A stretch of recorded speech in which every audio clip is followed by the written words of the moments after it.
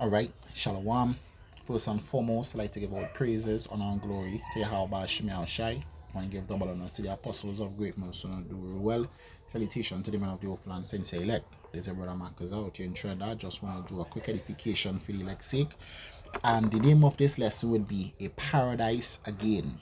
A Paradise Again. Because, in the beginning, the Lord, He spoke about the garden of Eden. Eden wasn't the name of the garden. Basically, the whole earth is Eden, which means paradise or joy or pleasure. All right, and as the scriptures say, the whole earth languisheth. You understand? The earth is, destroyed by the inhabitants thereof. We see, deserts. The places. It corrupted. Even the land of Israel is a wilderness. All right. And what the Lord Yahweh Shemi Shai coming to do, as He said, He will thoroughly purge His floor. The Lord coming to cleanse the land and make it a paradise once again. So and the only place that's gonna be a wilderness gonna be the land of Babylon, which is America the Great. So Lord Yahweh Shemi Shai, when He comes, He gonna turn everything, as He said. Behold, I make all things new. All right, He gonna make all things refreshed. All right. So this is Isaiah chapter 51 and verse 3. It says, "For Yahweh Shemi Shai will comfort Zion," because we languish it right now. All right, He will comfort all her waste places, and He will make her wilderness like Eden, and her desert like the garden of the Lord. Joy and gladness shall be found therein, thanksgiving and the voice of melody.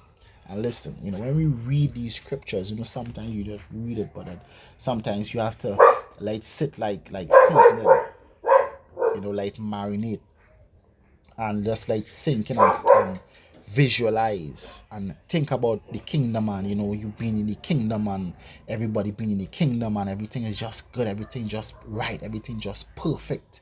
And it's like you can't wait, to enter into this place you're always dreaming of, you're longing for. All right, it's just an amazing thing just to think that, hey, this place with the Lord promised to them that serve Him. And that is one of our reasons that we have to continue, continually push this truth until Yahweh Shai comes. All right, because we need salvation, and our desire is to be in the kingdom. All right, so He says He will comfort Zion and all her waste places. So the land of Israel ain't gonna be a wilderness no more. All right, it's gonna have trees, it's gonna have greenery, it's gonna be lush. All right, because the Most High, He promised. All right, this Isaiah chapter 41 and verse 18, it says, "I will open rivers in high places and mountains in the midst of the valleys. I will make the wilderness a pool of water and the dry lands springs of water."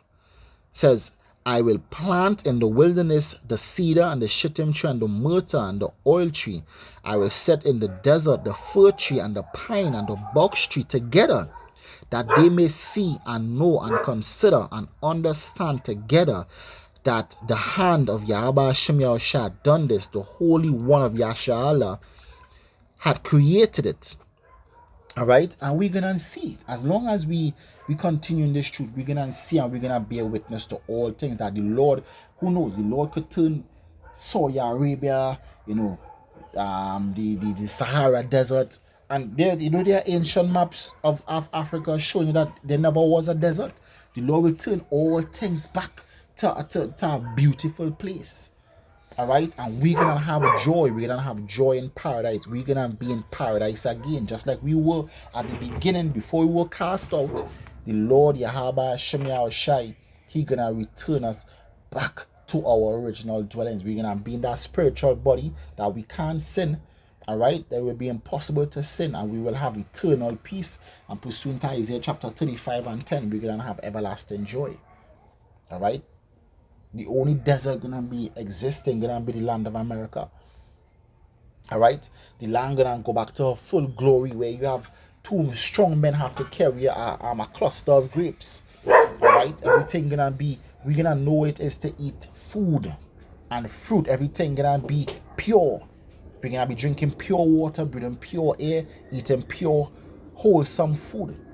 All right, and we're gonna delight in Yahweh Shemel Shai. That is why we are to hold on. The Lord coming to send fire to purge the land, to make everything new. All right, I will always talk about, years ago I watched this episode on Pokemon, the cartoon Pokemon, and it was saying that the Pokemon Ho-Oh, which was a fire Pokemon, how it created the land. It basically it burnt the land, and from the ashes, when it burned the land, everything became new. All right, and that is what the Lord Yahweh Shemel Shai gonna do. He gonna create, just like in after volcanic eruptions, the land actually becomes nourished full. That is what the Lord gonna do. The Lord gonna cleanse the land by burning and make it rich yet again. All right, he can open up his treasures under the earth, his treasures of water, and make waters flow in deserted places, in wildernesses, and make trees and plants and flowers grow again, and wildlife. The kingdom of heaven here on earth gonna be great. All right, it's gonna be greater than the beginning. All right, it's gonna be greater than the beginning. All right. This is the book of Isaiah chapter 35 and 7. It says, the parched ground shall become a pool, and the thirsty land springs of water. In the habitation of dragons, where each lay, shall be grass with reeds and rushes. So the Lord say, where you had deserts, you're gonna have, greenery now, because he gonna nourish the land. All right. He gonna nourish the land, and these days we'll be waiting for. All right, it says, and an highway shall be there, and a way, and it shall be called the way of holiness. The unclean shall not pass over it, but it shall be for those, the wayfaring men. Though fools shall not err therein. All right, so we're not gonna be able to sin. We're not gonna be able to sin, and as the scripture says, for without our dogs, they're not gonna be able to come in the land and claim it anymore. They're not gonna be able to defile the land. It's gonna be clean forever, for all eternity, and we're gonna be there with Yahushua for all eternity, enjoying that pleasure. We can't even begin to fathom what eternity, looks like. I've been on this earth 30 some plus years, and it already seems like an eternity. In the kingdom of heaven, we wouldn't even need time.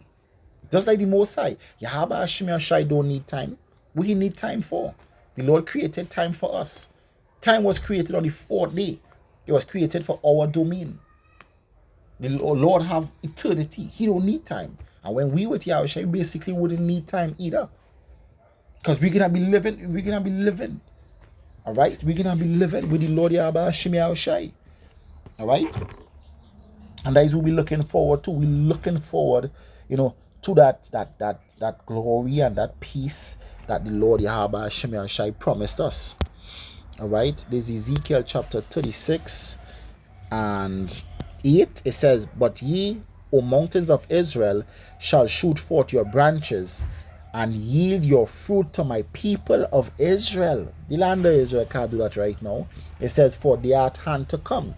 For behold, I am for you, and I will turn unto you, and ye shall be tilled and sown. All right, right now it's sand and stone over there. The Lord can turn it into a rich garden again. It's gonna be turned into a rich garden again. And we're gonna be a part of it. We're gonna be a part of that kingdom. That is why we're laboring to enter into that perfect rest. We're laboring to enter into that perfect rest. All right, so we just had a hold on. 2025, it could be the year when it all begins. All right, and the salvation that gonna soon follow. All right, for the scripture, the Lord, it hastened to come. All right, it hastened to come.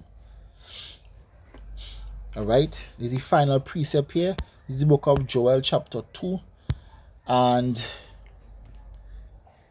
Verse 23, it says, be glad then, as you know these prophecies coming to pass, be glad then, ye children of Zion, and rejoice in Yahweh Hashem Yahshua your God.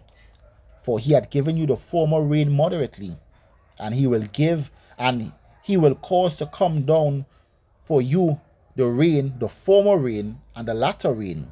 All right, and I believe the former rain and latter rain, one will begin from, I believe it's from December, or I think that is winter rains. I think the one was from somewhere from from around August, if I'm not mistaken, and the other would have been from around March, April. All right, so that would have been like your reaping time, you plant certain crops. So the Lord said, he gave it moderately. He says, but he will cause to come down for you the rain, the former rain and the latter rain in the first month. So basically the Lord said, hey, he gonna bless you and increase you even more. It says, the floor shall be full of wheat, and the fat overflow with wine and oil. And I will restore to you the years that the locust hath eaten, the cankerworm and the caterpillar and the palmer worm, my great army which I sent among you. And ye shall eat in plenty and be satisfied, and praise the name of Yahweh, Ba'ashem Yahushua, your God, who had dealt wondrously with you. And my people shall never, ever, ever be ashamed. We ain't gonna never be ashamed. We ain't gonna have no want. We ain't gonna see no drought. As the scripture said in Revelation chapter 7, the sun shall shine upon them no more. We ain't gonna catch hell no more, because the Lord gonna bless us, and we're gonna be in paradise once again. And that time soon coming. All we have to do is hold on, believe in it, and hold on. All right, because as the scripture says, it is at hand to come. All right, so with that, I want to give all praises, honor, and glory to Yahweh Hashem Yahushai. I want to give double honors to the apostles of great mercy and do well. Salutation to the men of hopeful and sincere elect. It's your brother Marcus out here in Trinidad saying shalom and stay strong. Shalom.